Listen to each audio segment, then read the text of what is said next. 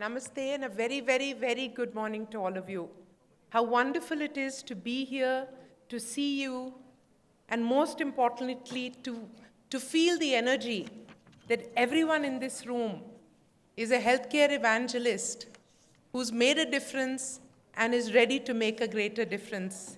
My greatest pleasure is to welcome you here this morning for the 5th International Patient Safety Congress. Thank you all so much for being here. Many of you have traveled great distances to join us. You bring to this forum your knowledge, your capability, your passion, your interest, your experience, and a greater, safer, brighter future for all patients. And we welcome you physically, but also emotionally, spiritually, the spirit of cooperation that brings you in here, and the commitment and the passion to see a better world. You're also visiting a country, or all of you who are from India and those who are not, you're seeing a country who is in the midst of a tremendous transformation. I returned to India when I was 8 years old as a child, when my father, as you know, Dr. Reddy, who sends his very good wishes to each and every one of you, but he came back and said, Indians deserve the best in healthcare. Let us find a way to do it. Not only has the healthcare scenario evolved over the last 30 years, but we have seen the telescoping of advances in the Western world being brought into the country so that today we can stand head to head, shoulder to shoulder, intellectually and emotionally on the same platforms to say that yes, we are one, we are united, we are capable, and we will give our country a tremendous future. Our leadership in Delhi has been energized. As all of you know, our Prime Minister Modi has not just unveiled a series of important initiatives from Swasth India, which means a healthy India, to a cleaner India. It's focused on the basics of sanitation and goes all the way up the spectrum to digital India. And the combination of these initiatives, the energy and the dynamism of the team, but most importantly, the resurgence of the youth power in this country will create a combination which I believe will see India in the next 5 to 10 years transform itself. And in the midst of that transformation is a very important role for healthcare. So as I welcome 1,500 delegates from over 20 countries, over 150 thought leaders who will be speaking at the conference, but every single one of you here are thought leaders in your own right.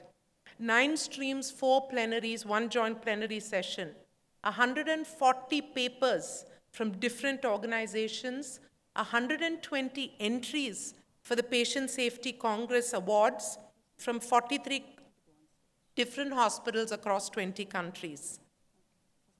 The most important and very much valued representation from our knowledge partners, JCI, NABH, ICHOM, APAC, WISH, the Royal College of Physicians, to name a few, and the tremendous representations from hospitals and nursing homes around the country, the armed forces, the sometimes unsung heroes of medicine, but the tremendous nursing representation in this room. I'm very, very happy to see all of you here.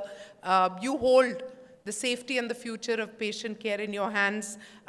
It's a pleasure to see you here as we move towards this conference's theme, which is educate, spread this knowledge, engage, be completely committed, and finally to empower. And I think across the healthcare spectrum, there is a tremendous need to empower the various levels who are working on the hospital side, but also to empower the patient and the family members.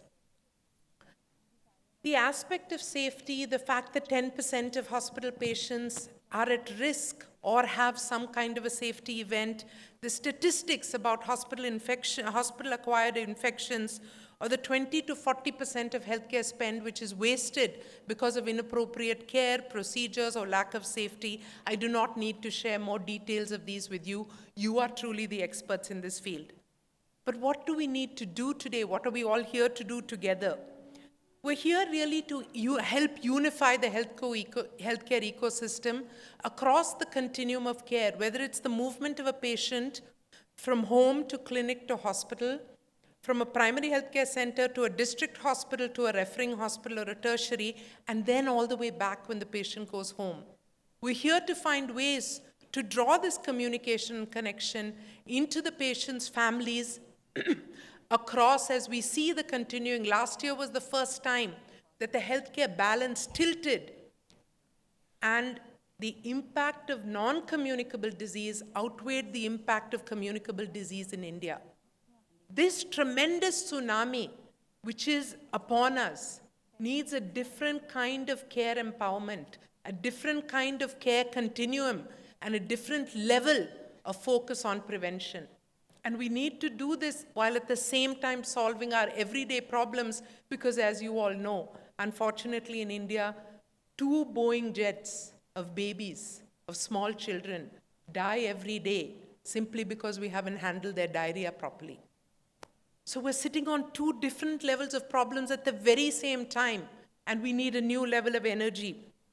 We have to identify the challenges appropriately, and the national safety goals, the work of NABH has demystified quality, identified the problems related to safety, put them into safety goals, procedures, and guidelines. Today is about sharing, spreading, empowering, and swapping your stories, your success stories, so that the journey becomes easier. Today is also about asking and demanding hospitals to spare no effort in implementing these goals, to promote transparency, and most importantly, to also use the new technology. As we sit in Bangalore, which is India's high-tech city, can we tell medical technology people, give us software which is friendly and easy to use, connect our nurses with their mobile phone at the same time that you're connecting them with the ICUs, let the devices which are gathering information be communicated into our safety deciphering so that we understand the value of those numbers and can translate them into actionable items of care. There's a whole information highway of caring and patient safety that we must help develop together. So in the other hall, you also have transforming healthcare through IT. Please use the advantage of this, at least over the lunches and dinners that we have together, to share ideas and thoughts and propel our country and the world into a safer, healthy environment. There is much to be done, but there are great brains and great capability to do it. So I remain extremely, extremely positive that every day we go one step towards a safer healthcare environment. I want to end by once again welcoming all of you, but also at the very beginning giving one word of acknowledgement to our tremendous team, and I'd request the audience to really acknowledge them.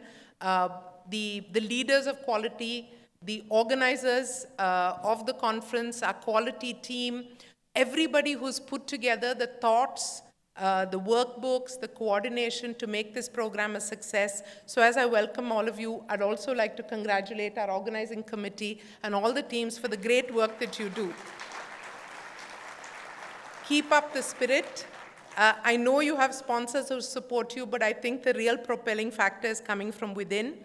And finally, I want to end with a small story. This is a war that we're fighting, and once there was a general who was going into battle. And as this general went into battle, he had a very small team. But it was a powerful, empowered team, committed team, dynamic team. But on the other side was a huge force. And this empowered team said, General, can we do this? And he said, it's a difficult job, but I think you can do it. But ultimately, we all need the grace of God, so let's go together and pray.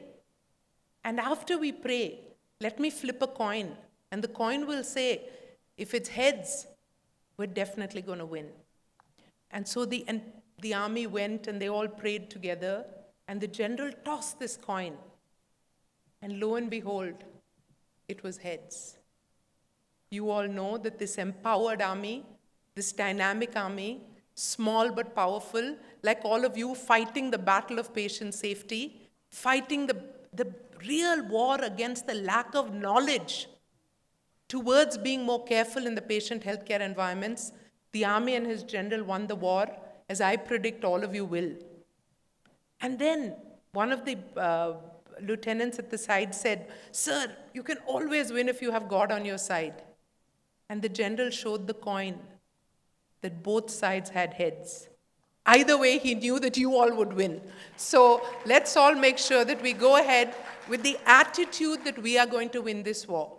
God is with us. The good blessings of patience are with us because this is a great way. But ultimately, as I welcome you, let me tell you, I'm very sure that you're going to win this battle. All the best.